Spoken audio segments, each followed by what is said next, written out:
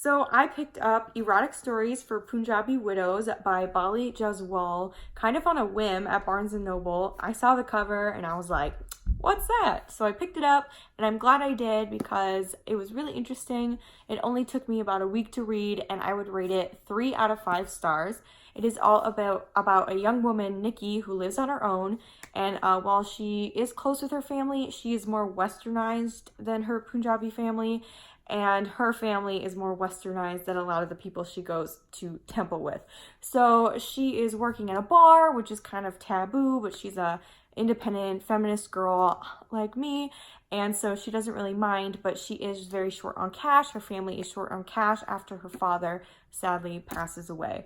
So she goes to the temple and she sees an ad for a job teaching women how to write short stories. So she signs up for the job, she gets it, yay, now she has 2 jobs, more money. But there was a misunderstanding and she finds out she's actually teaching a literacy class. This class quickly evolves actually though into a club for widows, Punjabi widows, who tell erotic stories. So a lot of them can't write, so one of them is elected to be the scribe and they all tell the stories and they kind of help each other finish them. And it's a really touching story about women who were, due to their culture and their religion, were raised more reserved, allowing themselves to kind of bond over something they didn't think they would be able to talk about. So it's a nice safe space for them to explore just their desires and also just this idea that they can only get married once. So these like erotic stories are the closest thing they're going to have to like human contact for the rest of their lives. So it's really touching in that way. The erotic stories are also, there are a few in here. It's not all erotic stories, but they're also a nice way to kind of just show what everybody has in common, even though throughout the world cultures can be so different or unfamiliar to us. Like those human desires are always the same, even for people who seem more reserved and people who seem more free. We all just want that human connection and that love and those primal desires. So what I really liked about this book is that it took me by surprise. There's this really surprising thriller element to it that I was not expecting. I was clearly expecting it to be kind of more about, culture clash and, erotic stories, but there's this really strange element of these brothers, they're called, who police these women in this small Punjabi community in London.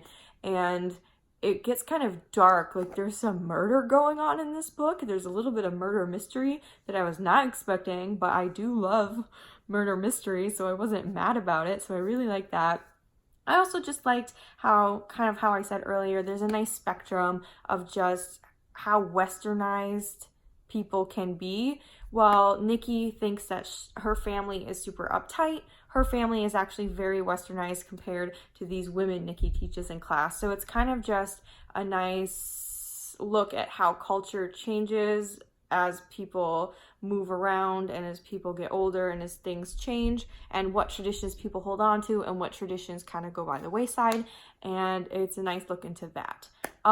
What I did not like about this book is that while there's one erotic story that kind of stands out to me as being a really nice metaphor for like the women in these books, a lot of them, while they're interesting and fun to read and see into the characters' minds, because each erotic story is told by a different character, they're not always necessarily tied into the events of the book. So it can be kind of like a little back and forth out of place. And while they're interesting to read, they don't always seem to like fit into the main overarching story. Like they don't weave into each other.